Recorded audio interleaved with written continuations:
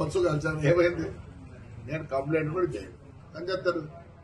ఒరే జగనే మేలురా, బస్సులు నిలబెట్టించినాడు, ఈ బీజేపీ గవర్నమెంట్ లో బస్సులు తగలబెట్టారు, అంతకన్నా నీచగా ఉందారా? ఏమైంది 300 పోతేనే ఆ పొద్దు ఏడ్చలే, దీనికి ఎడుతాను నేనా?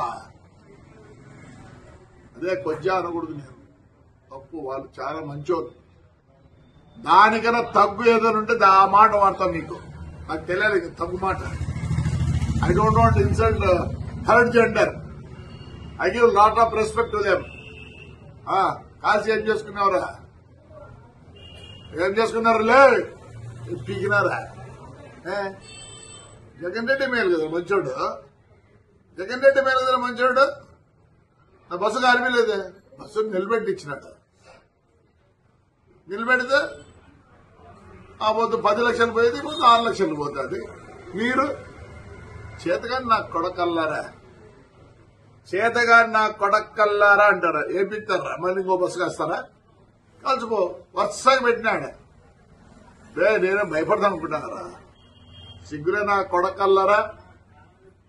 ఏం చేస్తారా? బస్సు కాల్చారా? అయిపోయింది. ఏమైంది? వస్తుంది రిలే.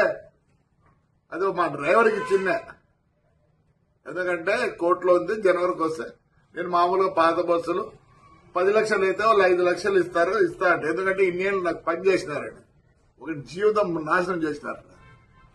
ఏమైందిరా చెప్తేనే థర్డ్ జెండర్ తగ్గు నా కొడుకులు, సాక్షాత్ కొడుకు కాదు అది.